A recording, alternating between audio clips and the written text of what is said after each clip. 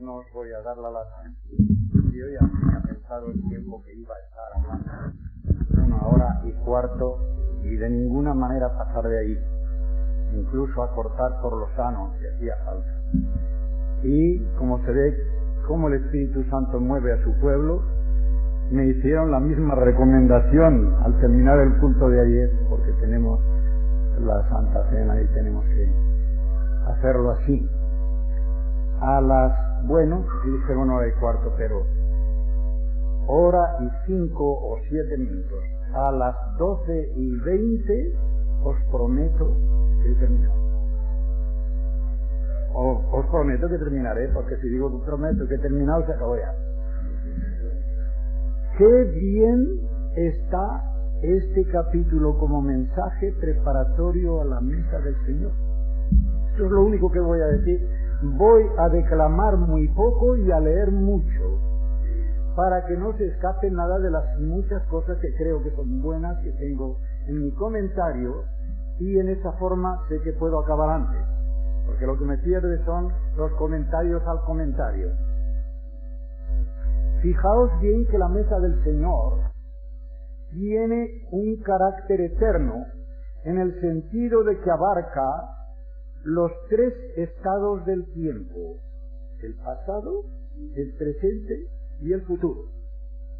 Está en la frase aquella: anunciáis, presente continuativo en el griego, la muerte del Señor, pasado hace cerca de 2000 años con una fuerza eterna, hasta que Él venga, futuro, que puede ser un futuro muy imperfecto, porque puede venir en cualquier momento.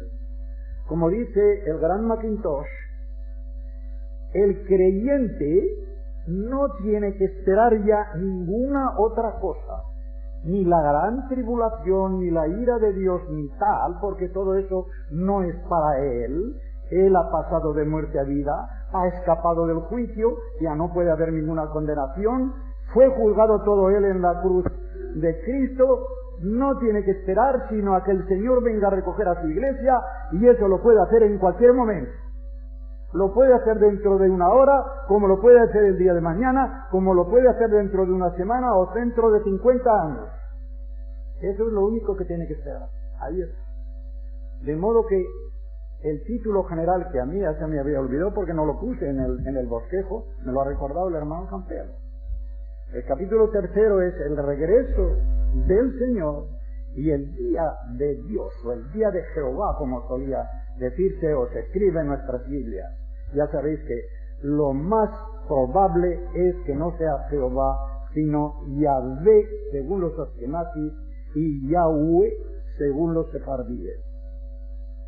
Y nosotros somos, nosotros, los judíos que son de origen italiano, portugués, español, son sefardíes, originarios de Sefarad, la hermosa, que es el nombre hebreo de España. Sefarad. Pues bien, he terminado de declamar. Aquí vamos a seguir a rajatabla el bosquejo. Y el bosquejo, como sabéis, está dividido en 4 partes. Primero, los falsos maestros se burlan de la segunda venida del Señor, versículos 1 al 7. Segundo, Dios tiene sus razones para demorar esa venida y por lo tanto el castigo de los impíos, versículos 8 y 9. Luego Pedro, nos equivocamos, yo creo que todos los que ocupamos esta tribuna equivocamos muchas veces, Pablo, Pedro, iban tan unidos, aunque parezca lo contrario. Viene la descripción del cataclismo final, los versículos 10 al 13, y finalmente, como es natural, el apóstol Pedro saca de todo esto una exhortación a los creyentes a prepararse.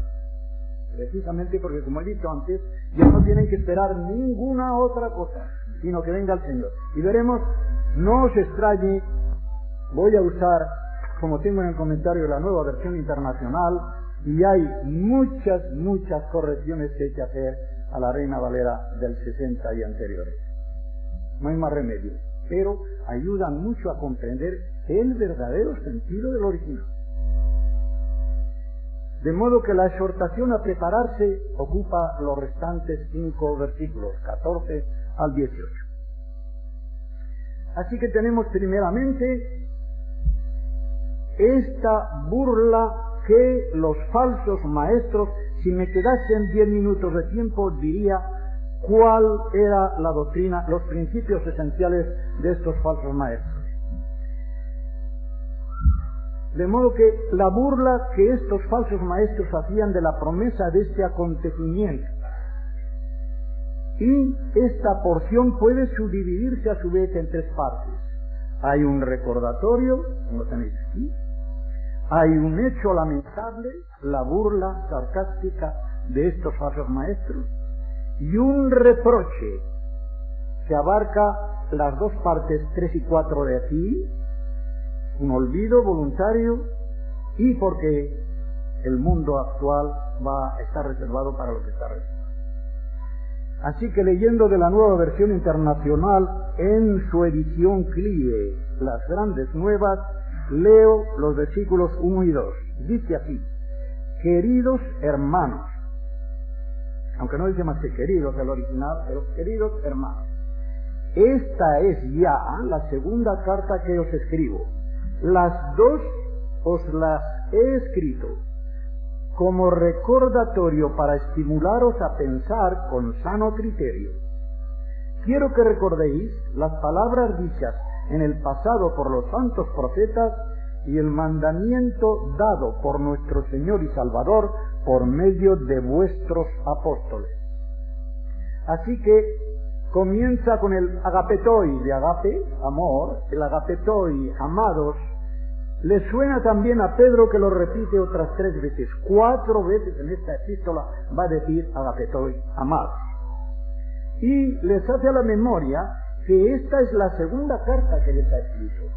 ¿Por qué consigna este detalle? Que al parecer es fútil, es banal, parece que no tiene importancia. Pues seguramente lo hace para dar a entender que ya había tratado de alguna manera en su primera epístola del asunto que va a tratar, la segunda venida del Señor, y de ello había hablado, sí, en primera de Pedro, y esta es la ventaja que tiene leer para dar todas las referencias sin que se me olvide ninguna. Lo había dado en la primera de Pedro, en 1 del 7 al 11, 4 versículos 5 y siguientes, y versículos 11 y 13 del mismo capítulo, y capítulo 5 del 4 al 10. De esto mismo ha tratado en esta epístola segunda, en el capítulo 1, versículo 16, de lo cual todo esto no es más que una explanación, y después del continuo recordatorio en el mismo capítulo 1, versículos 12 al 15, lo ha tenido presente en el capítulo 2 del 3 al 9, y en este capítulo 3 es donde lo va a declarar con mucho más detalle. Y precisamente por eso insiste en lo de hacerles a la memoria. ¿Os fijáis cuántas veces dice esto Pedro? Recordad, quiero haceros recordar, quiero refrescaros la memoria. Y es que los humanos y también los creyentes tenemos una inclinación tremenda a olvidar. Y hace falta que se nos recuerde, que se nos recuerde. Repite en el versículo 1 el vocablo que sale en el capítulo 1 en el versículo 13. Hipognesei. Hipo por debajo sale a la memoria. Freud, Jung, todos estos creen que han inventado la pólvora, y en la Biblia ya tenemos lo que es el subconsciente y lo que sube del subconsciente al consciente. La memoria es un almacén del subconsciente. Y no voy a explicar todas las leyes psicológicas, cómo de ese almacén, por distintos medios y métodos, vienen a la zona consciente cosas que estaban en el subconsciente y habíamos olvidado. Esto es lo que dice Pedro. Quiero hacer que esas cosas que tenéis en el almacén del subconsciente suban a la conciencia. Tengáis conciencia de ello. Y en el comienzo del versículo 2 usa otro verbo escena ahí que viene de la misma raíz, pero que no había salido antes en esta epístola, pero sale en Judas, en el versículo 17, donde se ve una vez más el paralelismo que hay entre Judas y bastantes versículos de esta epístola. Sale numerosas veces este verbo en el Nuevo Testamento. Y dice que lo hace, según la versión internacional, para estimularles a pensar con sano criterio. El verbo griego es diegeiro, que significa despertar. Dia da una fuerza grande al verbo egeiro, levantar. De modo que dia egeiro es despertar a uno dándole unas buenas sacudidas. Despertar, aquí es despertar a otros. Y lo que quiere despertar, especialmente él, con este recuerdo, mejor que admonición o exhortación, es la sana inteligencia. Al pie de la letra, el original dice discernimiento puro, sincero, como dice la etimología, sincera. Porque en un mueble, cuando se ponía antiguamente una cosita de cera, era para tapar un defecto. Cuando no hacía falta tapar nada, las cosas estaban sinceras, porque no les hacía falta. Esta es la etimología de la palabra sincero. De modo que en este discernimiento puro, sincera, es limpia, es incontaminada por las perversas doctrinas de esos impuros, malvados maestros a los que se está refiriendo, especialmente en el capítulo 2 y en el versículo 10 hace esa referencia muy fuerte. Y son dos las cosas que Pedro desea que sus lectores recuerden con este discernimiento sano, sincero, limpio. Primero, las palabras dichas en el pasado por los santos profetas. Veas en el capítulo 1, el versículo 21, porque los santos hombres de Dios, de parte de Dios, hablaron llevados como viento en popa por el Espíritu Santo. Segundo, el mandamiento dado por nuestro Señor y Salvador por medio de los apóstoles. El santo mandamiento, dice en el capítulo 2 y en el versículo 21, Jesucristo ha sido el asunto principal de las profecías, naturalmente del Evangelio mismo. Puede decirse, Cristo es el Evangelio encarnado. La gran noticia del perdón de Dios a los hombres perdidos, ahí está. En una persona divina se ha tomado carne humana para hacer patente, evidente, palpablemente lo que es Dios. Por eso, como se nos decía anoche, no hay otro evangelio que predicar a Jesucristo. Y cómo me gusta cómo está aquí. En muchas partes he visto, predicamos a Cristo crucificado, pero esa es la mitad del mensaje. Hay que ver en qué contexto dice Pablo en Corintios a Cristo crucificado. Si no hubiera resucitado el Señor Jesucristo, estaríamos muertos sin pecado, porque el que ha muerto ha sido justificado del pecado, dice él en Romanos. Pero no tendríamos una vida nueva. El perdón de los pecados lleva dos cosas. El pecado se fue, pero queda un vacío. Y en ese vacío tiene que entrar la justicia. Por eso dice, que ahí está copiado, de Romanos 4:25, que fue entregado a causa, dice el original, a causa de nuestras transgresiones, y fue levantado, fue resucitado a causa de nuestra justificación. Es decir, murió por nuestras transgresiones, resucitó para que su resurrección no solamente sea un argumento histórico, no solamente sea un argumento apologético, sino que sea un argumento estrictamente teológico. La resurrección de Cristo influye como causa eficiente e instrumental en nuestra vida nueva divina de la resurrección. Hasta eso llega la fuerza de la resurrección de Jesucristo. Ahí está el mensaje completo, no solo la primera parte.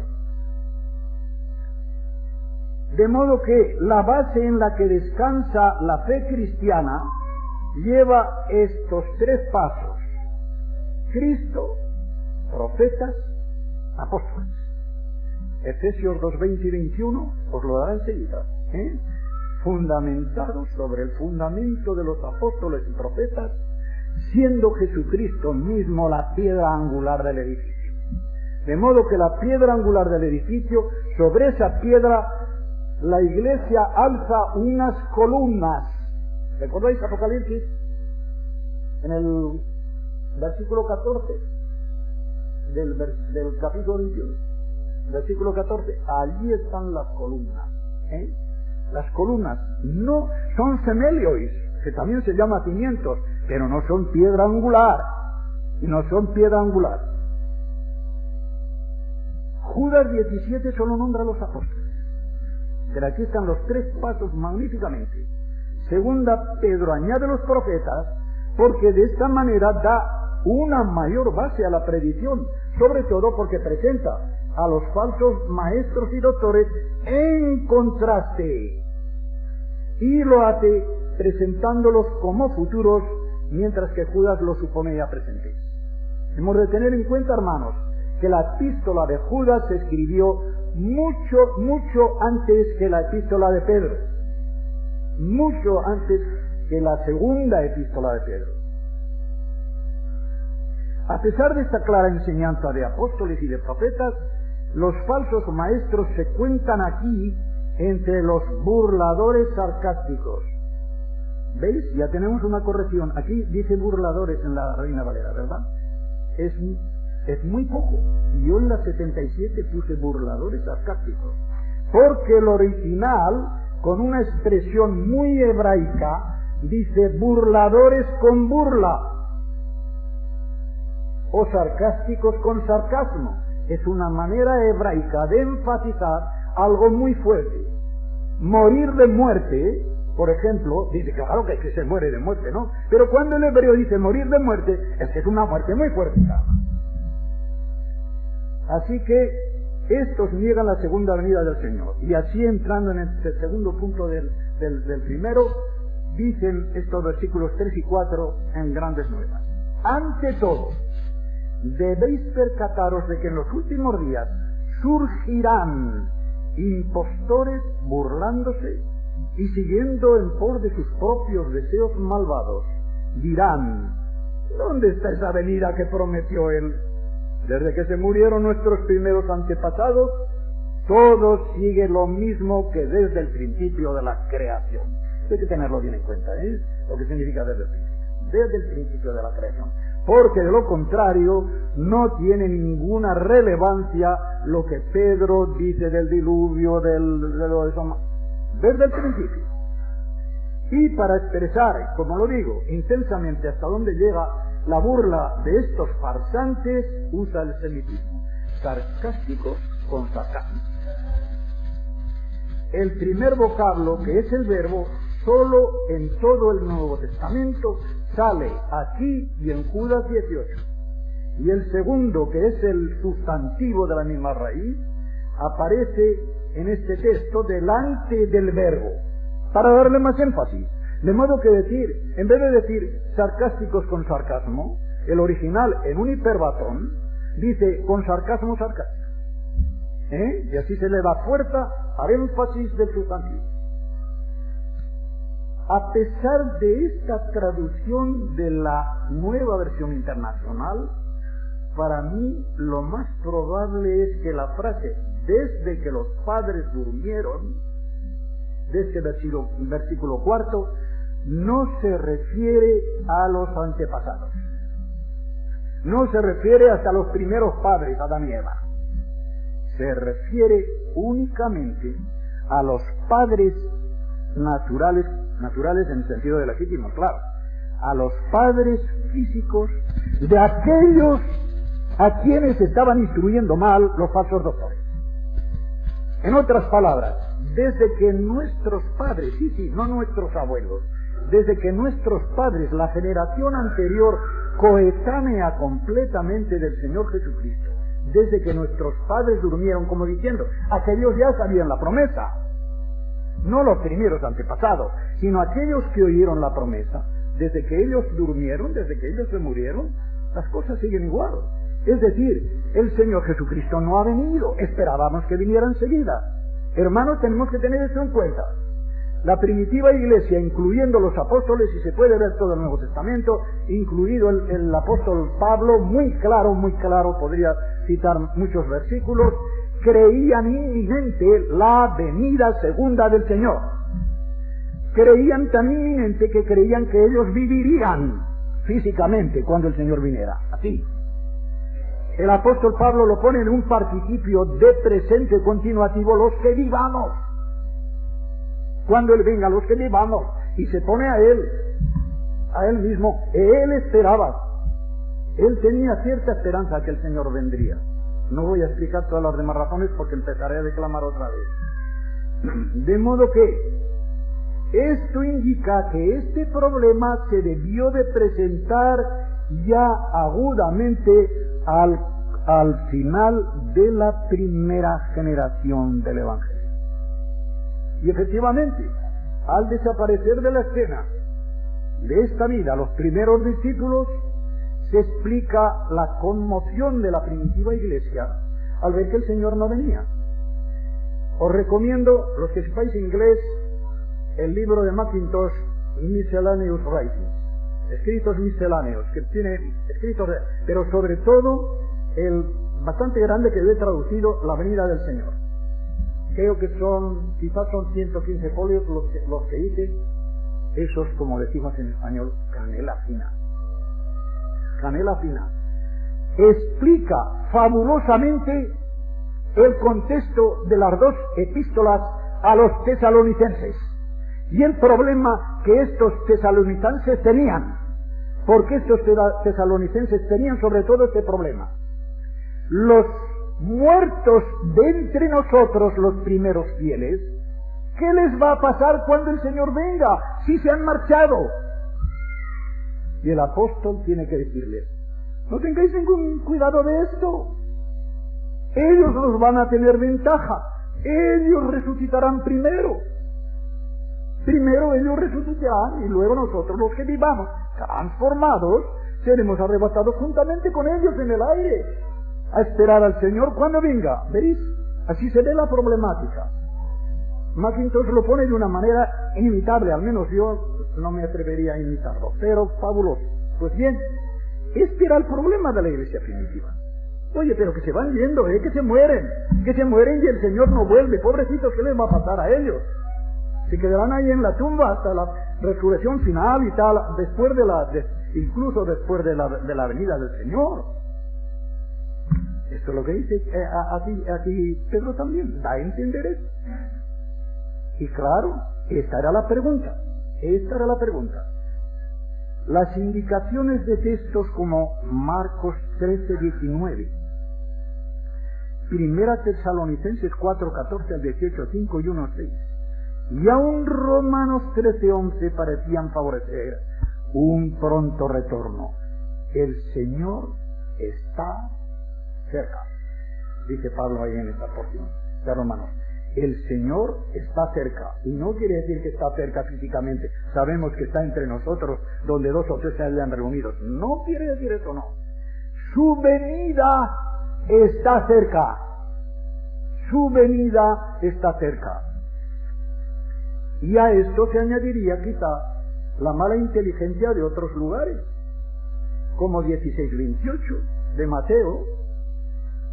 De verdad os digo que hay aquí algunos que no gustarán la muerte hasta que hayan visto la gloria. ¿Veis? ¿Lo entienden mal? Y dicen, de modo que algunos de los que hay aquí van a ver el regreso del Señor. ¿Entendieron los apóstoles antes de que viniera el Espíritu Santo? Juan 21:22. ¿Recordáis? Cuando dice al final del Evangelio de Juan que cuando el Señor Jesucristo le dijo a Pedro, no te metas en lo que no te importa. Estoy haciendo una paráfrasis, ¿verdad? Porque Pedro iba allí siguiendo al Señor Jesucristo, y Juan venía unos pasos atrás. Y le dice, mira Pedro, tú cuando seas viejo irás a tal, ahora después, cuando seas viejo, otros te seguirán y te llevarán de eso. Y Pedro, el curiosón, antes de que viniera el Espíritu Santo con tantos defectos, también los tuvo después, cuidado, recordad el Antioquía, en Gálatas 2. Se vuelve y ve a Juan que viene detrás y le dice, Señor, ¿y este qué? Como diciendo, me estás diciendo lo que me va a pasar a mí, ¿y a este qué? Le dice, a ti no te importa lo de ese, te importa lo tuyo. Y si yo quisiera que ese quedase hasta que venga, ¿qué? Y dice enseguida el texto sagrado, de modo que los discípulos entendieron que aquel discípulo no moriría. Sería transformado, pero no moriría hasta que viniera el Señor. Y dice, añade el sagrado texto, pero el Señor no dijo que Él quedará, sino, ¿y si quisiera yo? Que no es lo mismo. Pues bien, amplío esos dos textos. Fijaos cómo correrían estos textos en labios de los creyentes ya. ¿Dónde está esa venida tan prometida de los burladores? Y añadirían seguramente, aquí solamente está de una manera concisa, ¿a qué viene eso de exhortarnos a estar firmes?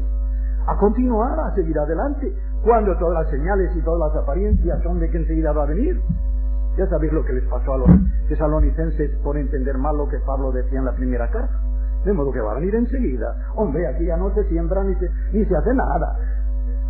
¿Para qué? No vamos a recoger la cosecha. Va a venir antes de que recoger la cosecha. Y claro, se hacían haraganes.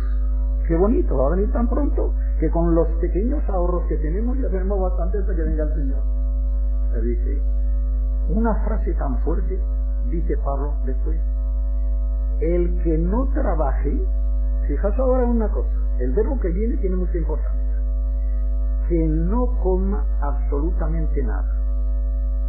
Un obispo que tuve yo, de mucho talento, el cardenal Gomá, aunque fuera obispo católico, no hay que negarle que era uno de los mayores talentos que conocí. Lo traducía así, el que no trabaje, que no coma ni verfa. Como diciendo, lo último que se le puede dar a uno, aunque a mí me gusta mucho, pero es de lo último, ¿verdad? Dentro de las propias verduras, que no coma ni verfa. Eso les dice el apóstol, y eso insinúa el verbo allí. Holgazanes,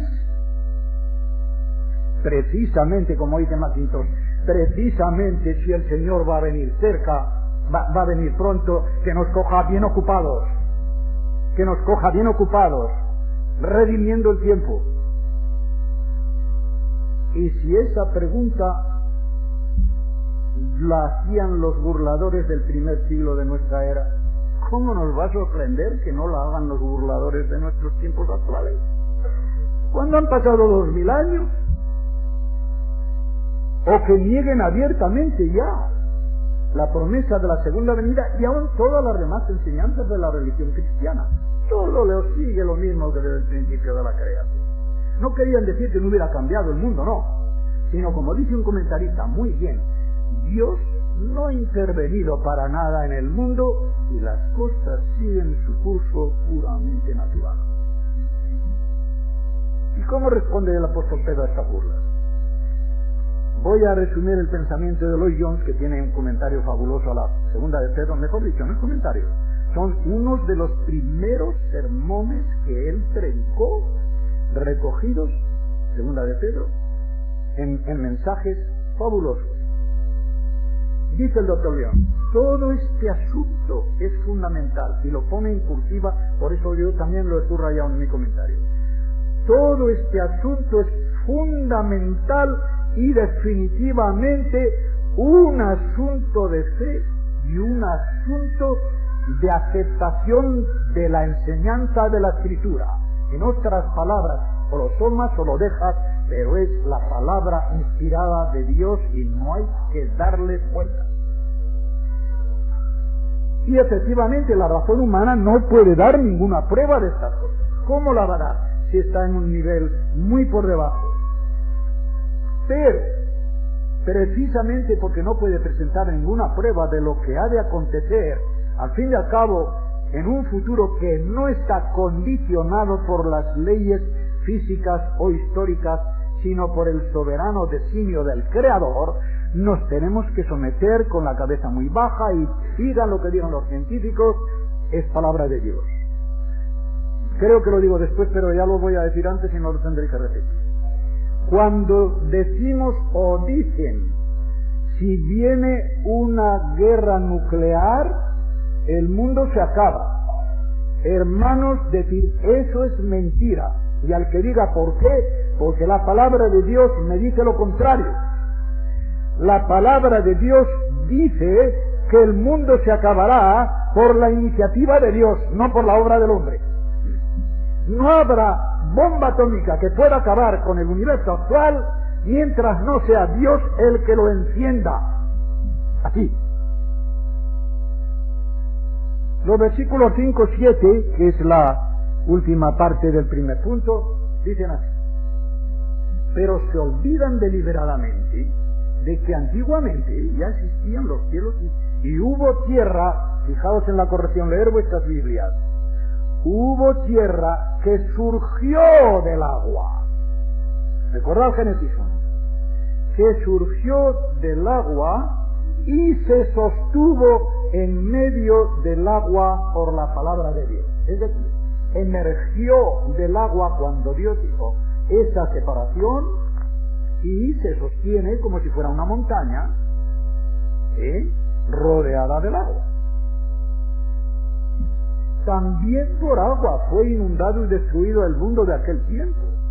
Por la misma palabra, ahora viene el segundo diluvio, que ya vimos en el capítulo 2, por la misma palabra, los actuales cielos y tierra están reservados para el fuego, están guardados para el fuego, reservados para el día del juicio y de la destrucción de los impíos.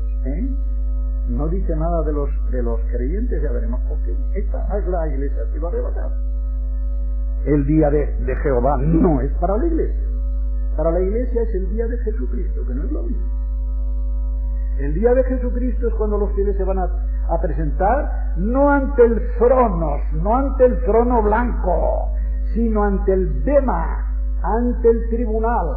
Ese tribunal no es para dar sentencias, es para repartir recompensas. A unos más y a otros menos. Y quizá algunos se queden con las manos vacías, pero ninguno se quedará con una sentencia condenatoria. Lo primero que advertimos en estos versículos es eso de que olvidan deliberadamente. ¿En qué consiste este olvido voluntario, es decir, buscar? Sencillamente en que no quieren apercibirse de los hechos de la historia, como se los va a poner. No quieren apercibirse. Los tenían a mano. Con la Biblia en la mano podían saber que esa pretensión de que todo sigue lo mismo desde el principio de la creación es falsa. Porque ese mismo mundo que por la palabra de Dios fue creado y se separó la tierra del agua, la asentó también sobre ella, comparece con Génesis 1 del 1 al 10, y ignorar esto voluntariamente equivale a negar el poder omnipotente del Creador. Imagínate. Pero no quedó ahí la cosa. A causa de la general corrupción de la humanidad, como sabemos, vino el diluvio. Dios anegó al mundo con un diluvio. El texto dice literalmente: el mundo de entonces pereció inundado. Lo de pereció inundado en el griego es una sola palabra, cataclisteis, de donde viene la palabra cataclismo, claro. O sea que cataclismo literalmente significa eso, perecer por inundación. Qué diferentes sentidos toma, ¿verdad? Cualquier catástrofe es un cataclismo, pero el cataclismo al pie de la letra es esto. Y en el vocablo pereció, me rectifico, el pereció no está en el cataclismo, sino en el inundado. El pereció es el mismo verbo que sale en Juan 3:16, cuando dice: para que nadie perezca, se pierda de muchas maneras. El verbo apolini, que es este apóleto, lo traducen muchos por destrucción. ni siquiera etimológicamente puede decirse que significa destruir. Significa esto, perecer de una manera en que algo o alguien queda inservible. Pero no quiere decir un aniquilamiento, o como dice, no, serán aniquilados, eso quiere decir que perecerán, etc. No. No hay aniquilación en ninguna etapa de la existencia humana. No hay más que separación. La muerte física es separación del alma del cuerpo. La muerte espiritual, separación del hombre de Dios. Y la segunda muerte, separación definitiva de la presencia de Dios. De modo que incluye aquí la idea de retorno al estado caótico que tenían un principio. Los autores que tienen una mentalidad contraria a la nuestra, y que es, no me cabe duda, la mentalidad de la Biblia, se esfuerzan por demostrar que el versículo 2 del primer libro de la Biblia no quiere decir caos, no quiere decir desorden, sino falta de orden, que no es lo mismo. Tohu Babou, en caos y vacía, dice el hebreo. Hay otros dos lugares en la Biblia con los cuales tenemos un argumento contundente contra estos que se esfuerzan en decir que no hubo tal caso. Cuando en Isaías, no sé si lo tengo aquí, pero no puedo decir concretamente ahora cuál es el versículo, pero cuando en Isaías dice el Señor, o se dice que Dios no la hizo inútil, no la hizo desordenada, el hebreo dice que no la hizo tohu, el mismo vocablo. Y vuelve otra vez en la Biblia a decirse que el desorden de la nación es tohu. Luego, si es tohu en todos los demás lugares de la Biblia, lo tiene que ser en el primero. No cabe ninguna duda. A mí no me cabe ninguna duda. Y hay un autor conservador, pero un experto siglo hasta, en su libro Explore the Book, exploren el libro, que demuestra maravillosamente cómo todo eso de los fósiles antediluvianos, todos los fósiles de millones de años de tal y cual, y que si el carbono 14 y lo otro, dice, sí, lo admito todo, pero antes del versículo 2 del Génesis. Allí hubo un caos que acabó con todo lo anterior, e incluso pudo acabar con una humanidad pre-adamita, porque todo lo que tiene que ver con la primera cabeza Adán y con todo lo que derivamos de él, no es por ser el primer hombre, sino por ser el hombre del cual proceden todos los demás. De modo que pudo haber una humanidad y encontrarse fósiles de millones de años, pero que no tienen que ver nada con esto, porque son de antes del caos de Génesis 2. Podrá discutirse más o menos esta opinión, que yo nunca la había oído, pero me parece que es una explicación bastante buena. Así que, de ese segundo caos, y estoy citando ahora a un jesuita, Ramón Franco tiene, me parece que se llama Ramón Franco, tiene en la Sagrada Escritura, comentario de los jesuitas en la BAC, tiene un comentario fabuloso hasta eso. Y dice, de ese segundo caos, de modo que él lo admite, emerge de nuevo la tierra por la acción del pneuma del viento, como en Génesis. En Génesis se nos dice que el aliento, el Espíritu de Dios, flotaba, revoloteaba como un ave que está incubando los huevos.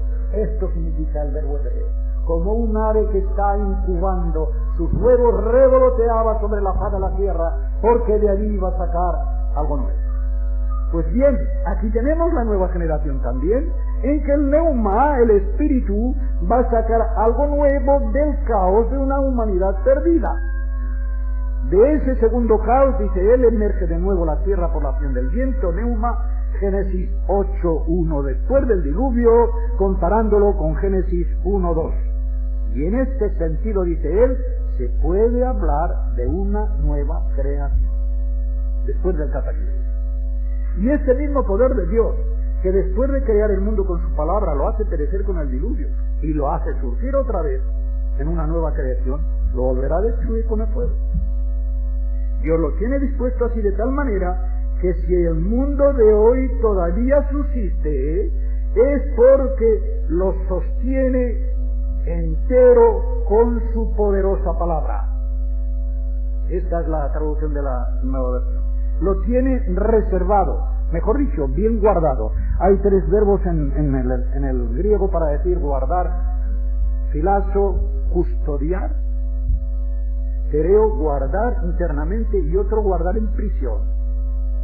Guardar en prisión, muy bonito, porque se habla de Pablo cuando estaba en la prisión de Cesarea y se aplica el mismo que hay en la primera de Pedro para decir que nosotros estamos reservados también por el poder de Dios mediante la fe. Precisamente el mismo de Pablo cuando estaba encerrado en Cesarea, pero así como el encierro en Cesarea era una cosa mal, en cierto modo, este otro es un encierro para que nadie nos saque de allí y estemos bien reservados para el día en que el Señor venga.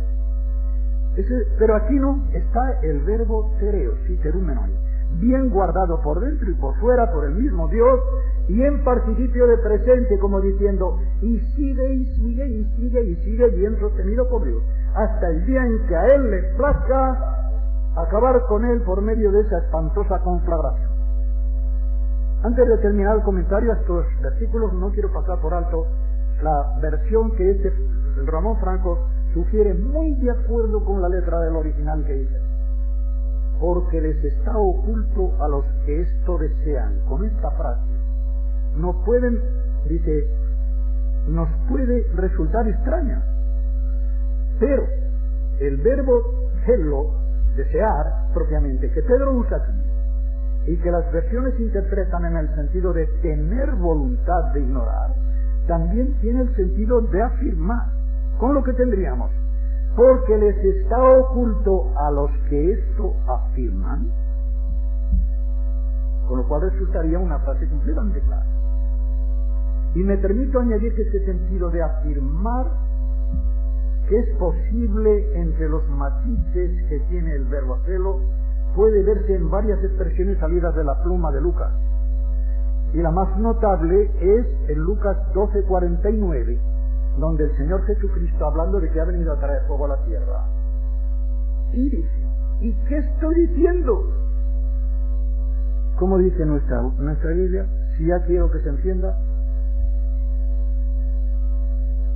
no pega.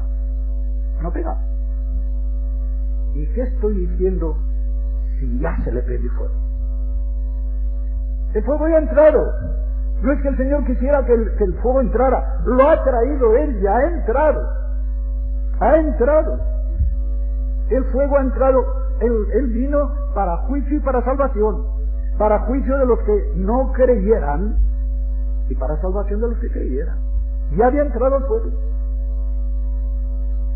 Pero si se traduce por quiero, en presente continuo, como suelen hacer las versiones, la condicional real que viene después necesita un retorcimiento tremendo para que exprese un optativo de posibilidad, un deseo de posibilidad. Pongo otros ejemplos en Hechos 2:12 y 17:20, en la cual la misma expresión, los interlocutores dicen: ¿qué significa esto? Por eso, naturalmente, muchas veces decimos: ¿qué quiere decir esto? No es que quiera decir algo, es que lo significa. Los versículos 8 y 9 tenemos el segundo punto. Dios tiene sus razones para demorar el gran castigo. La primera razón es que el reloj de Dios no es como el nuestro. Y la segunda es que la demora se debe a la benignidad de Dios, no a otra cosa.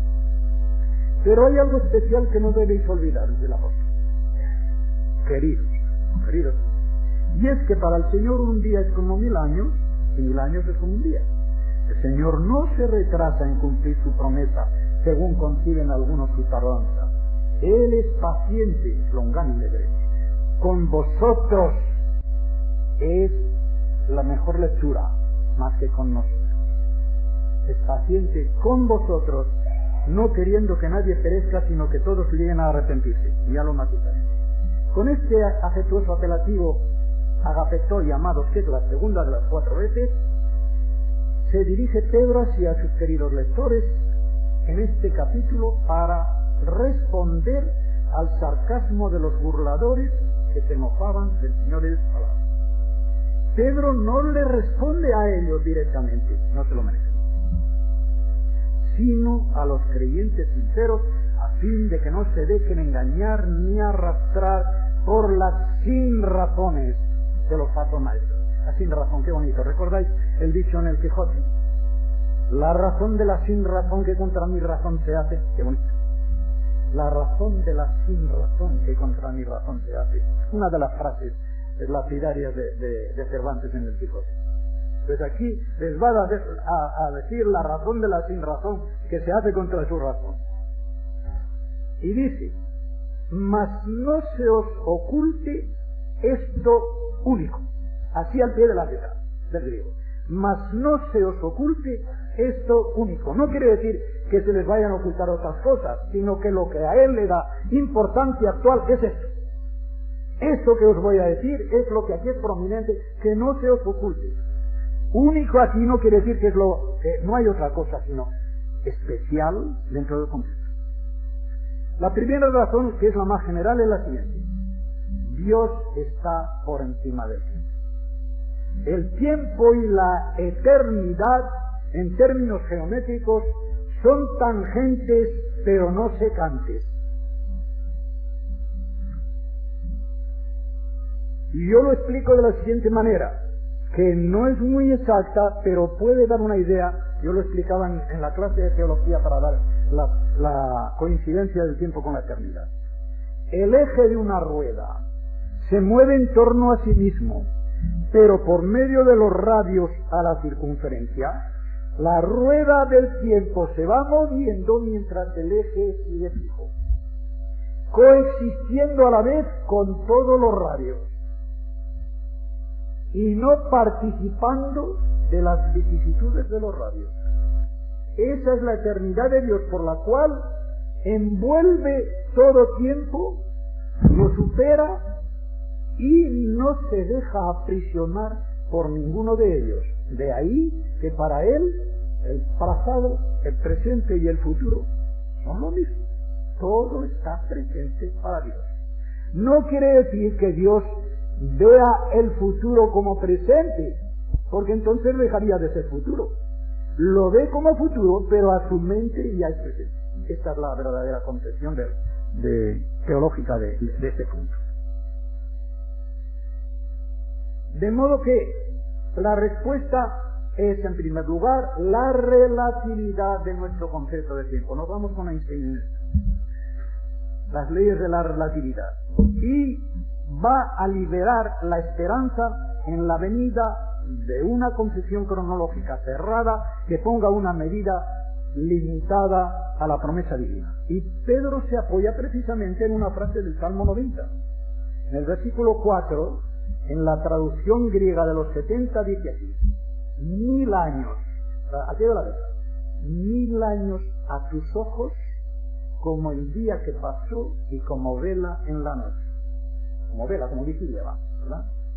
Solamente Dios conoce los tiempos y sazones, como dijo el Señor Jesucristo a los apóstoles cuando le preguntaron en Hechos 1, 6 y 7, está la pregunta y la respuesta, es en este tiempo que a vosotros nos toca meteros con los tiempos y sazones que el Padre ha puesto en su mano, en su sola voluntad. De modo que solamente Él conoce esos tiempos y sazones en que han de ocurrir los acontecimientos del porvenir. Los tiempos son los que marca el reloj del hombre, y las sazones kairos, los que marca el reloj de Dios. En el primer mensaje de Jesucristo en Marcos 1:15, cuando dice: el tiempo se ha cumplido y el reino de Dios se ha puesto cerca, Allí el tiempo no es Cronos, no es nuestro reloj, es Dios. Ha venido el tiempo de Dios, la oportunidad de Dios. Ahí está el reloj de Dios. Haremos bien en dejarlos en sus manos, lo mismo que nuestros tiempos personales. Qué bonita es aquella frase del Salmo 31, ¿verdad? En tu mano están mis tiempos. Qué bonito, que nuestros días, que nuestros años estén en las manos de Dios, están bien guardados. Venga cuando venga la muerte, venga lo que venga en este mundo, nuestros días, nuestros tiempos están en las manos de Dios, bien guardados. Y aquí ya, sin citar a nadie, digo yo, poner fechas determinadas a la segunda venida de Cristo y al fin del mundo es catastrófico. Siempre ha sido un gran fracaso, y no solamente para los testigos de Jehová, sino también para Hal Lindsey y para muchos otros. Bueno, la generación son 40 años. Bueno, 40 años, oye, pues desde el establecimiento del Estado de Israel, junio de 1948, 40 años, 1988, de modo que ahí se acabó el reloj de la historia. Ponemos 7 años para la gran tribulación, el 81, hermanos, pasó el 81 y pasó el 88. ¿Y qué? Están abocadas al fracaso todas las fechas que el hombre quiera poner al reloj de Dios. Así. Al creyente le basta saber que a él no le queda esperar ninguna otra cosa, ni ninguna otra profecía, más que el Señor venga a recogerle. Dentro de 50, dentro de 100, dentro de 2000 años. Pero la segunda razón no solamente es más concreta, sino que también es más consoladora. Porque no se apoya ya en la infinita trascendencia del conocimiento omnímodo de Dios, sino en la infinita inmanencia de su misericordia amorosa. Dios no se retrasa no en el cumplimiento de las promesas, sino que da tiempo al tiempo y es longánime. ¿Recordáis cuando expliqué la diferencia entre paciencia y longanimidad? La paciencia para aguantar los acontecimientos, la longanimidad para aguantar a nuestro prójimo. Pues aquí es la longanimidad, es longánime. Él aguanta, no tiene que aguantar los acontecimientos, aguanta a las personas. ¿Y cómo nos aguanta él? ¿Cómo nos aguanta? Macrocime, como ya expliqué, ancho ánimo con los suyos.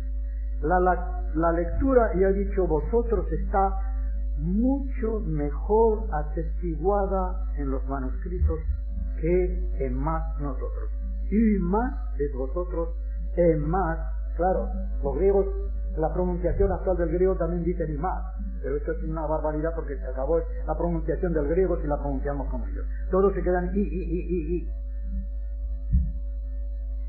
Así que lo de algunos consideran como tardanza, algunos consideran tardanza literalmente, es una alusión más bien que a los falsos maestros, a los fieles mismos, que podían tener la impresión que podría ser también ocasionada por el sarcasmo de los burladores, pero como he dicho antes, también por las circunstancias que se daban en la primera generación cristiana. Algunos, dice Ramón Franco, pueden ser los herejes designados de una manera despectiva, pero más probablemente, porque aquí se dirige ya a los fieles, se trata de aquellos fieles que se dejaron impresionar por los argumentos de los herejes. Estos herejes no es que creyeran que se trataba de un retraso, negaban la segunda venida, de modo que ellos no podían decir se retrasa, ellos la negaban, de modo que quienes están pensando que se retrasa son los creyentes seducidos y engañados por los falsos maestros. Y la segunda parte del versículo, de este versículo, dice textualmente: no queriendo, no dice Dios, pero se supone, no queriendo que algunos perezcan, el mismo verbo, apolestai, sino que todos hallen cabida en el arrepentimiento, al pie de la letra. De modo que aquí el arrepentimiento aparece como un gran recipiente que Dios tiene preparado para todos. como dice el apóstol Pablo en Hechos 17:30. Habiendo pasado por alto los tiempos de la antigua ignorancia, ahora manda, fijaos la universalidad, ahora y aquí, manda a todos los hombres, en todo lugar, que se arrepientan, de modo que el recipiente del arrepentimiento es grandísimo. Ahí cabe en todo el mundo. Y esta es la idea que Pedro subraya al decir que todos hallen cabida en el arrepentimiento. Esta segunda parte, ¿qué cosa, verdad? El doctor Lloyd Jones dice que le resulta una afirmación teológicamente muy difícil. ¿Sabéis por qué? Porque el doctor Lloyd Jones era calvinista furioso y por lo tanto negaba la redención universal.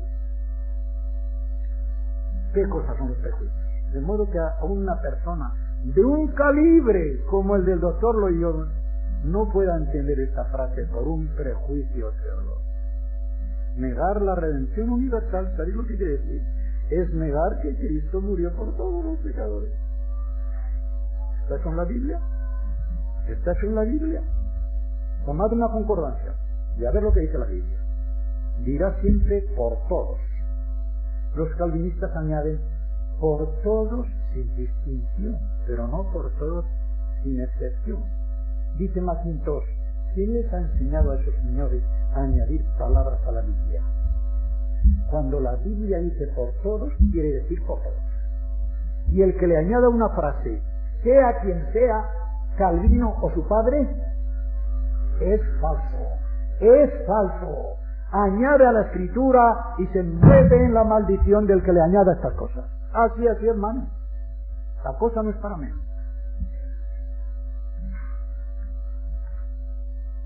¿Cómo no le va a extrañar? Por eso digo, lo cual no es de extrañar en quien, con todas sus excelentes cualidades y sus muchos dones fielmente ejercitados, tenía ya su opinión prejuzgada a favor de la redención universal. Lo que Pedro dice es palabra de él. Es que Dios no desea que nadie perezca, sino que todos lleguen al arrepentimiento, porque Dios no se deleita en la muerte de los impíos y quiere así empalmar con Ezequiel 33. Está citando implícitamente de Ezequiel 33:11, cuando dice: tan cierto como que yo vivo, declara el Señor Yahvé, Señor Jehová, que no me deleito en la muerte de los malvados, sino más bien en que se vuelvan de sus caminos y vivan. También en Ezequiel 18:23. Pero otra cosita que el doctor olvida es que ahí no se está tratando de la salvación o de la condenación eterna. Estás hablando del que vive o muere dentro del pueblo escogido. Y aquí hay una idea que si no se tiene bien plasmada y bien sujeta en la mente, nos lleva a una corrupción de toda la enseñanza de la salvación de gracia por medio de la fe. Hermanos, recordad esto que os voy a decir.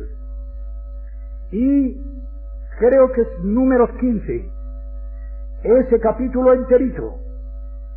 Los judíos no eran ni salvos ni perdidos por la ley.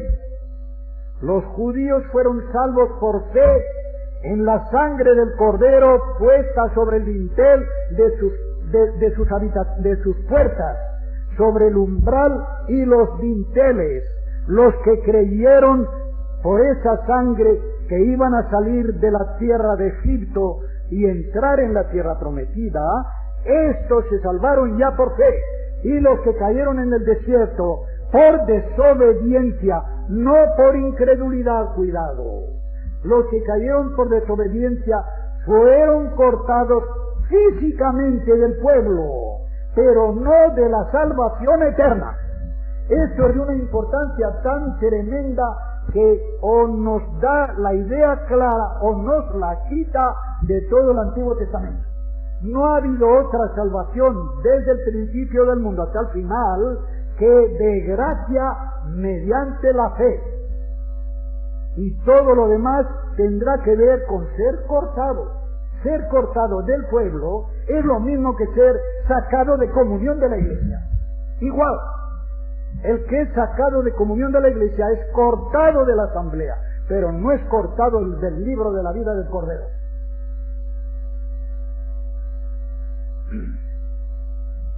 Sí, es cierto que en 2 Pedro 3:9, en la segunda parte, este verbo está expresado en forma de deseo, lo mismo que en 1 Timoteo 2:4, donde dice, no quiere que nadie perezca, sino que todos se salven y lleguen al conocimiento de la verdad, en 1 Timoteo 2:4. El verbo es el mismo, y la verdadera traducción no es quiere, sino desea. ¿En qué se distingue? En que el deseo da a entender que hay una provisión general de gracia y de salvación en la cual Dios quiere que el hombre se aproveche de ella. Es condicionada, el que crea. Es condicionada, no es absoluta, porque donde sale el verbo más fuerte, buleomai, entonces es la voluntad absoluta de Dios. Cuando sale ese verbo, lo que Dios quiere se cumple, a rajatabla. Pero donde sale el verbo celo, desear, puede ser condicionado, como lo es en 1 de Timoteo 2:4, y es aquí. De modo que Dios desea que ninguno perezca, sino que todos tengan cabida en el arrepentimiento. Y claro, esta voluntad de Dios, como no es absoluta, porque todos se salvarían, está condicionada en esa parte. De modo que en dos expresiones, y tenedlas en cuenta siempre, hermanos, porque aquí se da la doctrina bíblica de la predestinación y de la fe. Yo suelo decir siempre, para acabar con todas esas cosas de predestinación, mirad, hermanos, todo lo que es de salvación es de Dios. Todo lo que es de condenación es culpa mía. Nadie podrá levantarse en el tribunal ante el trono blanco y decirle, tú tienes la culpa porque no me predestinaste, tú tienes la culpa porque no me elegiste. Nadie le podrá decir eso a Dios. Yo tengo la culpa porque pequé y no quise creer. La cuestión general no es peco o no peco, creo o no creo. O citando a Hamlet, creer o no creer, esa es la cuestión. Es un librito de don José María Martínez, ¿verdad? Creer o no creer, esa es la cuestión. Y el Nuevo Testamento nunca aplica la condenación, el veredicto de condenación al que peca, sino al que no cree. Si no creéis que yo soy, moriréis en vuestros pecados. Pero una cosa es morir por los pecados y otra cosa es morir en los pecados. Morir por los pecados causan la muerte. Morir en los pecados se los lleva uno porque no los ha acompañado con fe. Si los hubiera tenido con fe, esos pecados habrían desaparecido. Juan 9, los 3 últimos versículos, 39, 40 y 41, meditadlos bien. Si fuerais ciegos no tendríais pecado, pero porque decís vemos, vuestro pecado permanece. Ahí está todo, ahí está todo. Si os humillarais y confesarais que sois pecadores, nuestro pecado desaparecía. Convencidos por el Espíritu Santo, aquí está el Salvador. Pero como decís, vemos, no hay necesidad de salvación. No he venido a salvar justos, sino pecadores. Ya sabías que no había ninguno justo. Pero el que se tiene por justo es el que se va fuera de la salvación. Un predicador nuestro en Inglaterra dice esto, me perdonaréis si voy 5 minutos más. No hay nadie demasiado malo para Dios. Puede haber alguno demasiado bueno para Dios. El que es demasiado bueno para Dios se condena. Pero no hay ninguno demasiado malo para que se pueda salvar. Y viene este otro punto, versículos 10 al 3. Al llegar a este punto, el autor sagrado dice que no obstante ese deseo de Dios de dar tiempo a tiempo, a fin de que haya más oportunidad para el arrepentimiento, que grave responsabilidad para nosotros. Lo mismo que para los oyentes. Hay que urgir al arrepentimiento. No sabemos cuándo. Para cada uno de nosotros, para cada nación, para cada grupo, se va a acabar la paciencia de Dios. Es la longanimidad de Dios la que nos sostiene. No quiere. No se adelanta la segunda venida de Cristo, porque hay muchos que Dios quiere que no perezcan, sino que tengan cabida en el arrepentimiento. Y luego voy a hacer una corrección importantísima. Cuando dice aquí, apresurándoos, no lo dice aquí, porque yo lo tengo correcto. No es apresurándoos, no, es apresurando vosotros la venida de Cristo. Lo voy a explicar. Pero el día del Señor vendrá como un ladrón. Después veremos que es como un ladrón. No está en la mayoría de los manuscritos.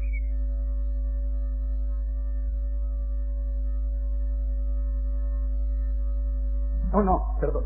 Lo que no está en los manuscritos es en la noche. No, ya lo tengo corregido aquí. Vendrá como un ladrón. Entonces desaparecerán los cielos con fragoroso estruendo. Es bonita la traducción. Los elementos serán destruidos por el fuego. Y la tierra, con todo lo que en ella se contiene, quedará desolada. El griego lo dice muy claro, quedará desnuda.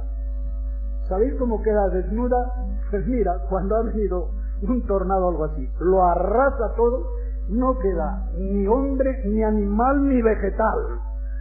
Al quedar la tierra desnuda, es porque ya no tiene nada. No tiene nada. Puesto que todo, ahora fijaos, puesto que todo ha de ser destruido de esta manera, ¿qué clase de gente deberíais ser vosotros? Traducción literal. ¿Qué clase de gente deberíais ser vosotros? Deberíais vivir una vida santa y piadosa, aguardando con expectación el día de Dios y acelerando su advenimiento. Ese día traerá consigo la destrucción de los cielos por medio del fuego, y los elementos se derretirán con el calor. Pero conforme a su promesa, nosotros esperamos unos nuevos cielos y una nueva tierra donde tenga su morada la rectitud. En sentido de justicia, en sentido de rectitud moral. Allí no habrá ningún malvado, ningún impío, no solamente todos serán salvos, sino santos, santificados. Antes de entrar en el análisis de esta porción, no quiere decir que bastante. Conviene advertir, para ahorrarle confusiones a cualquier oyente, que Pedro mezcla en uno los distintos planos escatológicos. Lo que él está diciendo aquí, en pocas palabras, no va a suceder al mismo tiempo. Va a suceder en tiempos distintos. Os voy a poner una comparación, no sé si la tengo aquí, pero es cabal. Los pintores antiguos, esto nos lo explicaban en la clase el mismo Columna, en la clase de escritura. Los pintores antiguos que no tenían idea de la perspectiva, para poner, por ejemplo, un combate con carros de combate, que lo sabía entonces también, pues no los ponían alineados, sino unos encima de otros.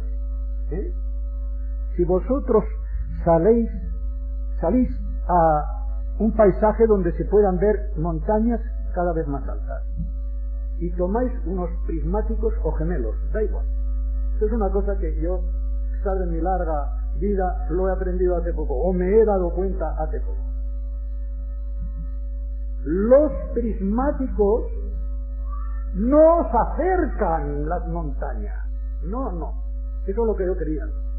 No acercan la luna, el telescopio no acerca la luna, aumenta la perspectiva, porque si la acercara con el telescopio del Monte Palomar, que tiene 500.000 aumentos, la pondría al alcance de la mano, porque está a 380.000 kilómetros. Aumenta la visión, pero al aumentar la visión quita la perspectiva. Mirad con unos prismáticos y veréis como las montañas distantes se ven como encima de las que están cerca. Así veían los profetas el escenario profético. Veían muy pegadas las unas a las otras, superponiéndose de tal forma que en la profecía parecen como si fueran sincronizadas.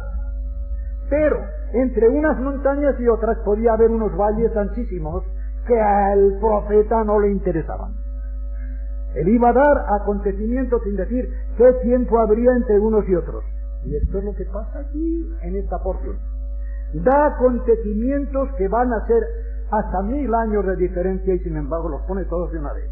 mezclando lo que es propiamente el día de Jesucristo, en el recogimiento de la iglesia, lo que es propiamente el día de Jehová, que es el día de juicio y de ira, y también el milenio entra dentro de ese día, hasta terminar en el juicio del trono blanco, y llega ya el día de Dios, el de la eternidad. Al contrario de la historia, en que el día de Jesucristo fue el último que vino, el de Jehová el segundo, y el día de Dios en el primer versículo del Génesis. Al contrario, pues en la perspectiva escatológica vendrán al revés. Así que el día del Señor, según acabamos de decir, bueno, lo acabo de decir aunque no lo acabo de leer, equivale siempre al día de Jehová. Siempre que se diga sin más el día del Señor, es el día de Jehová, porque el griego Kyrios es la traducción ya en los 70 de Yahvé o Jehová. Jehová el Señor, o Kyrios o Teos, en el griego. De modo que si eso es lo que dan los 70 para decir Jehová Dios o Kyrios o Teos, pues bien, cuando salga Kyrios en el Nuevo Testamento, será Jehová. ¿Y sabéis la implicación que tiene esto? ¿A quién se le llama Kyrios en el Nuevo Testamento? ¿Al Padre? No he encontrado más que 3 o 4 lugares en que la palabra Kyrios se atribuye al Padre. Todas las demás son a Jesucristo. Entonces es el Jehová del Antiguo Testamento. Es el Jehová del Antiguo Testamento también. Muy de notar, para los testigos de Jehová. En los 70 el nombre sagrado de Yahvé aparece como Kyrios, debido ya a un falso concepto de reverencia en los que tradujeron la Biblia del hebreo al griego, ni más ni menos. Ya creo que expliqué esto algo. El Rairi, os recomiendo, acaba de salir hace unos meses, como yo hice todas las notas del Nuevo Testamento y todas las demás cosas que hay de sumario de doctrinas bíblicas y de antecedentes y tal, y Carballosa hizo las notas del Antiguo Testamento. Acaba de salir la Biblia de estudio Rairi, no os la perdáis, no os la perdáis. Está, diríamos que es el Scofield pero moderno, al día, sin alguna de las cosas que más o menos podría decirse que Scofield no se le puede decir eso. Pues bien, dice Rairi, el día del Señor es un extenso periodo de tiempo que comienza con la gran tribulación e incluye los acontecimientos de la segunda venida de Cristo y el reino milenario en la tierra. Comenzará cuando no se le espere, como ladrón en la noche. Y esta misma frase de 1 Tesalonicenses 5:2 es repetida por Pedro aquí, pero sin lo de la noche, porque esto carece de todo apoyo en los manuscritos más principales. De tal manera está ausente de los manuscritos que es increíble que la glosa entrase en el texto recibido. Y el resto del versículo 10 está describiendo cómo será la conflagración, que ya llega a incluirse hasta llegar al día de Dios, aunque este último comienza propiamente el día del juicio final, verdaderamente final, y se perpetuará por la eternidad. Y dice que desaparecerán, literalmente pasarán los cielos con fragoroso estruendo. La metáfora se ve ya y va aumentada con la del vestido que se muda y la del pergamino que se enrolla. La tenemos en el Salmo 102, en el versículo 26, y en Isaías 34:4, perdón. Y de este último lugar es de donde la toma Juan en Apocalipsis 6:14. Aquí se añade que los cielos pasarán, se desleirán o desintegrarán.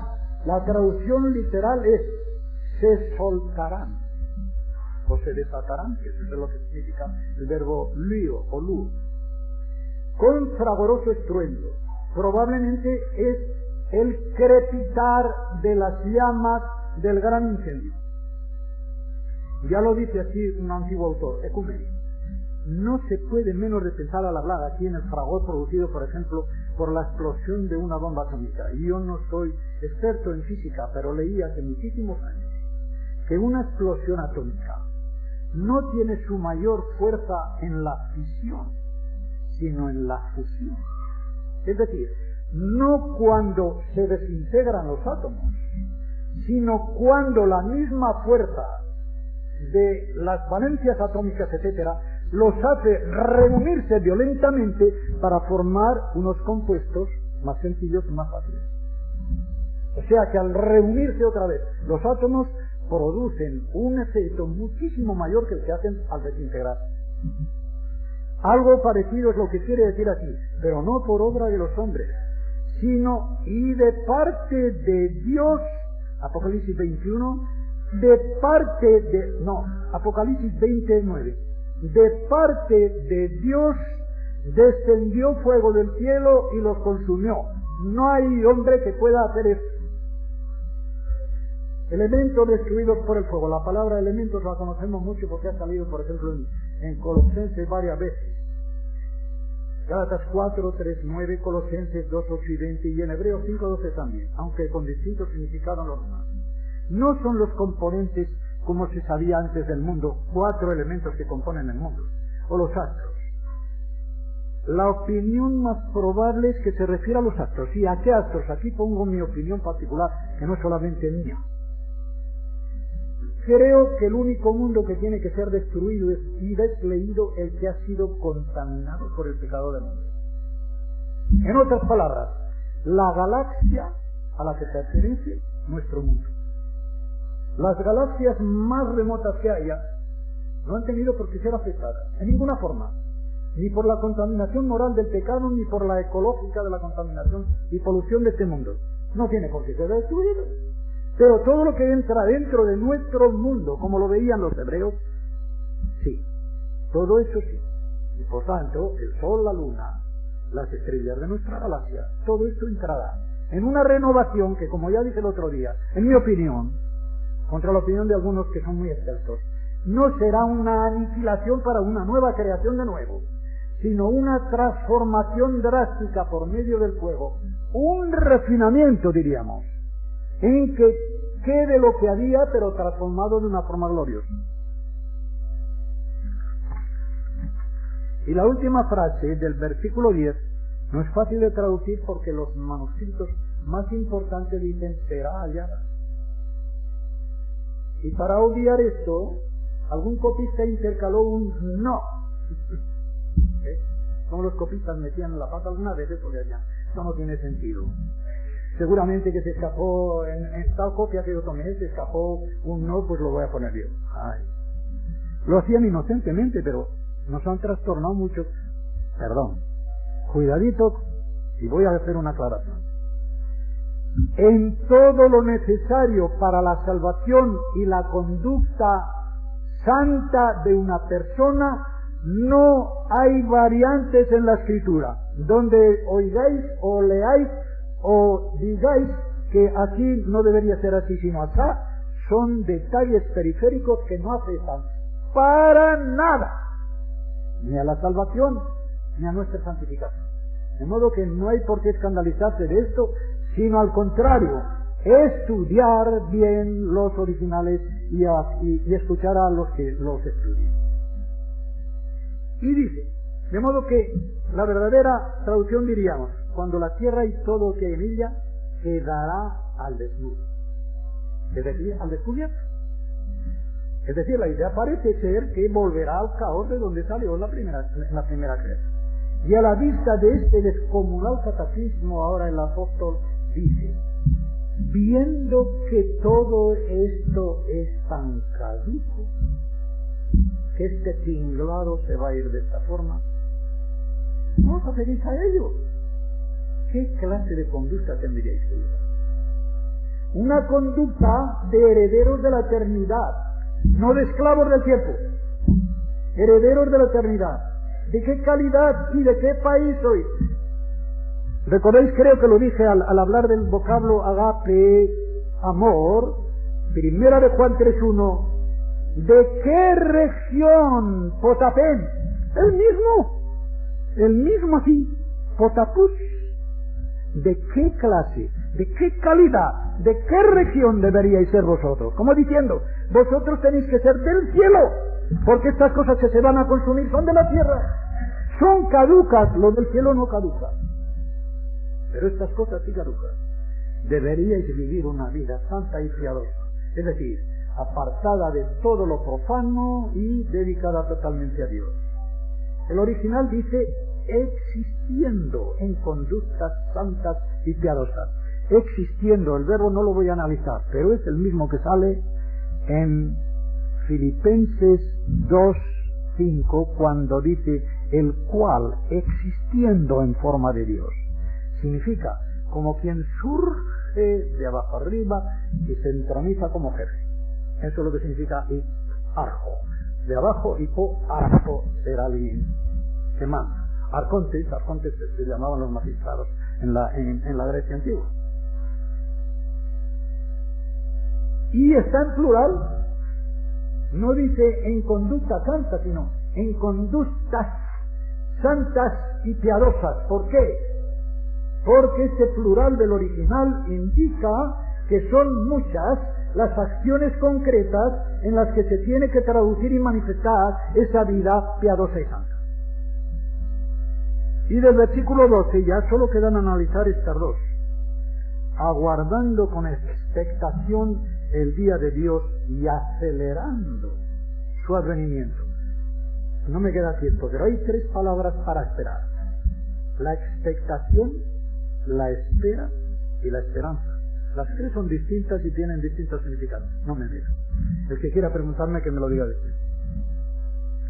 Prosdocontas. Este es el verbo de aguardar con ansia. Aguardar con ansia. Podría dar la impresión de que la espera es meramente pasiva, pero no. Por eso el autor sagrado añade un verbo muy activo. Acelerando. Peudontes. ¿Los que saben inglés? ¿De dónde viene speed? Del griego. Aquí está. Peudo. Acelerar.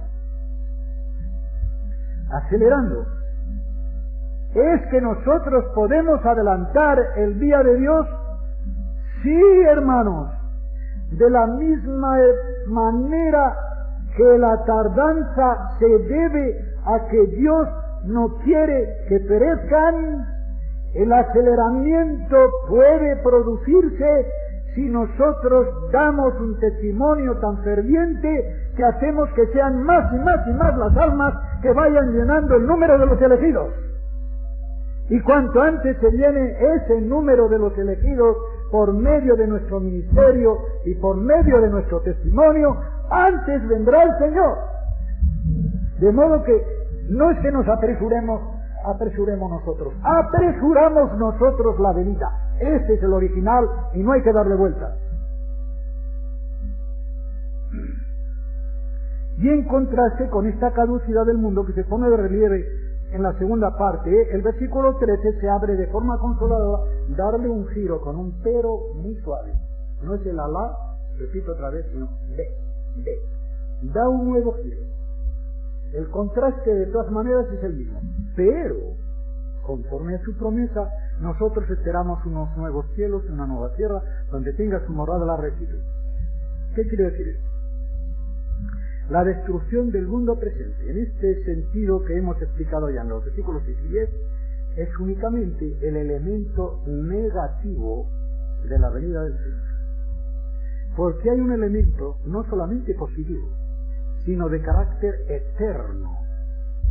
Los nuevos cielos y la nueva tierra que esperamos. Y esta esperanza no avergüenza porque está fundada en la promesa, en Pangelma, en la promesa. ¿Recordáis en Romanos 5:5 y adelante? Y la esperanza no avergüenza, no le deja a uno en la picota, no le deja a uno confuso, porque el amor de Dios ha sido derramado dentro de nuestros corazones por medio del Espíritu Santo que nos fue dado. No avergüenza. La esperanza no avergüenza porque hay un amor que la sostiene. Y el amor que sostiene nuestra esperanza es el amor de Dios omnipotente. Esta promesa se halla ya en Isaías 65:17, 66:22, que es el último capítulo de Isaías, y convendrá que el lector lea el comentario a dichos lugares para aclarar ideas. Lo que viene a decir Pedro, pues, es: nosotros no somos como los burladores sarcásticos que se mofan de la promesa del Señor, sino que creemos firmemente esa promesa, como también creemos la promesa que después de que todo esto se acabe, habrá unos nuevos cielos y una nueva tierra. Y también el Nuevo Testamento nos ofrece textos en que se confirma lo revelado a Isaías. El Señor Jesús, en Mateo 19:28, está hablando de en la regeneración no es el nuevo nacimiento. El nuevo nacimiento tiene otra palabra muy diferente en el griego. Palingenesia, dice. Un nuevo Génesis. Un nuevo Génesis. Palingenesia. Palin significa de nuevo, genesia, nacimiento. De todas las cosas. Una palingenesia de todas las cosas. Y Pablo en Romanos 8:21 habla también de esa misma esperanza, porque dice que la creación misma también, nosotros sí, pero también la creación misma será libertada de la servidumbre del deterioro e introducida en la gloriosa libertad de los hijos de Dios.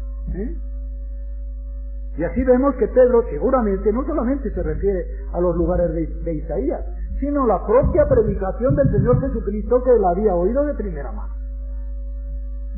Y pone de relieve que en estos nuevos cielos ha de tener su morada la rectitud. Dikaiosine, el griego, sí significa la justicia, según el contexto, pero también significa la rectitud.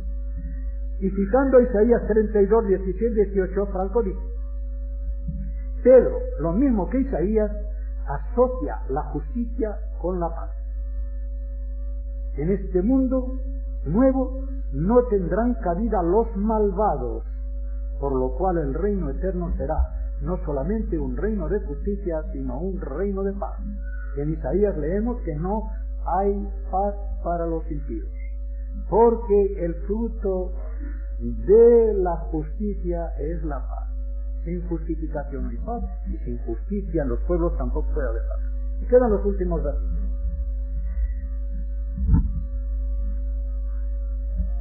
Vamos por ellos, quedan así, En estos versículos exhorta Pedro a los lectores a prepararse diligentemente para el día en que el Señor venga a recogerlos. Y son 4 puntos en los que se divide esta exhortación. Primero, los exhorta a una vida santa, versículo 14. Segundo, a entender la longanimidad del Señor, versículo 15. Tercero, a guardarse de los errores de los falsos maestros, versículo 17.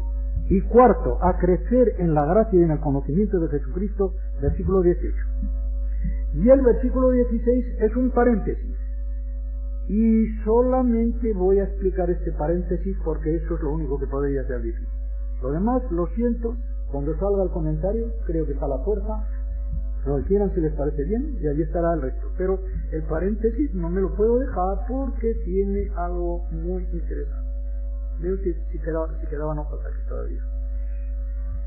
Dice Pedro: nuestro amado hermano Pablo enseña lo mismo que él cuando trata de estos temas. En todas sus cartas. Pedro no quiere decir el conjunto de las epístolas paulinas, sino las que ya corrían. Probablemente las primeras que escribió Pablo. ¿Sabéis cuáles fueron las primeras epístolas que escribió el apóstol Pablo? Las 2 a los tesalonicenses. Y para quienes dicen que la venida del Señor es periférico, que no tiene importancia relevante, dice Mackintosh, ¿qué cosa más chocante? Que las primeras cartas que escribió el apóstol Pablo a creyentes recién convertidos les diga como punto importantísimo la esperanza de la venida del Señor. ¿Qué cosa? Luego es un punto importantísimo dentro del mensaje del Evangelio. Dice que estas cartas, a mí siempre me llama la atención esta frase, contienen algunas cosas difíciles de entender. Yo siempre he dicho, yo creo que hasta a Pedro se le hacían difíciles de entender. No voy a decir por qué, porque me entendería mucho. Pero no es de extrañar, porque dentro de la mentalidad apostólica había varias corrientes, todas ellas correctas, pero unas más inclinadas hacia el legalismo que otras. En un extremo estaba Santiago, muy legalista, aunque bien entendido. En otro extremo estaba Pablo, antilegalista. Pero dice él en 1 Corintios 9:21, no es que yo no tenga ley. Os voy a decir esto, corregidlo en vuestras Biblias, por favor, que no lo diga por delante. Pablo no dice, yo estoy bajo la ley de Cristo. Cuando se dice bajo es un peso que aplasta. Pablo dice, yo estoy dentro de la ley de Cristo, que no es lo mismo. Como diciendo, la llevo en el corazón, no encima de los hombros. La Nueva Biblia Española, un poquito libre, pero ha dado una traducción fabulosa. Mi ley es el Mesías. ¡Qué bonito! Mi ley es Cristo. Ha dicho, para mí vivir es Cristo y morir es ganancia. Para mí vivir es Cristo, pues la ley de Pablo era la vida de Cristo. Cristo que vivía en su corazón, esa era la ley. En nomos Christu. Estoy dentro de la ley de Cristo, que es el mandamiento del amor.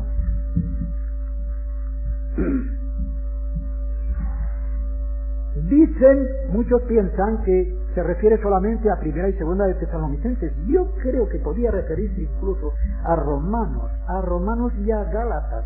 Al hablar de la libertad cristiana, el papel de la ley, a Pedro todavía se le hacía un poquito, no tanto como a Santiago.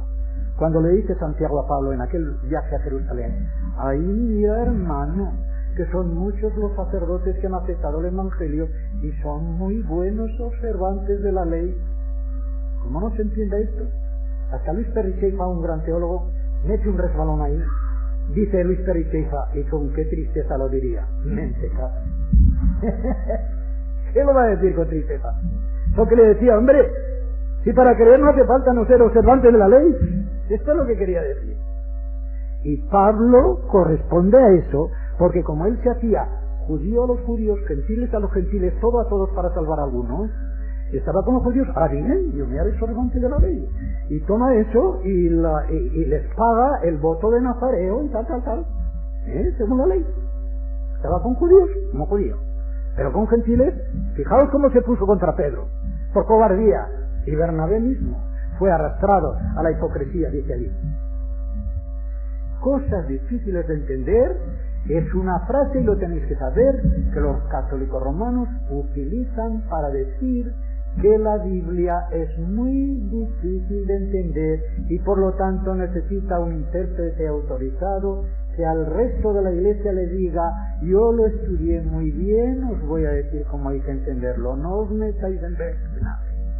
No, ya lo explicaré. Pero Pedro no se queda ahí. Cosas difíciles de entender cuyo sentido distorsionan los indoctos y los inestables. Es decir, que a quienes se les hace difíciles de entender y las tuercen, son a los que no han sido instruidos, los indoctos, que eso quiere decir en el latín, no instruido e inestable emocionalmente. Estos son los que tuercen las epístolas de Pablo. Son pues únicamente los que no han aprendido porque no han estudiado bien las escrituras, y los inestables en su carácter moral, los que entienden mal y las distorsionan, streblusin, las tuercen y deforman. Es la única vez que este vocablo sale en toda la Biblia. Y dice que lo hacen para su propia perdición. De modo que el estudiar bien la Biblia para conocer lo que significa es para su propia salvación. Para su propia perdición solamente los que las tuercen. Así que no son pues los partidarios del libre examen los que tuercen las escrituras, sino precisamente los que se niegan a estudiarlas bien. Y os advierto, como digo aquí, que la Biblia no defiende la interpretación privada de la escritura, como se oye muchas veces. Hermanos, eso es falso. La Biblia no defiende la interpretación privada. Lo que defiende es el libre examen, que no es lo mismo. Es decir, todos los creyentes tienen acceso al estudio de la Biblia, pero interpretar la Biblia solo la puede interpretar el Espíritu Santo, y el que se deje guiar por el Espíritu Santo, y en la medida en que se deja guiar por ese Espíritu. Y creo que lo demás lo debo dejar, porque me he pasado cerca de media hora de aquello. Perdonadme, pero para mí es una tristeza muy grande el no poder dar lo que llevo, incluso leyéndolo.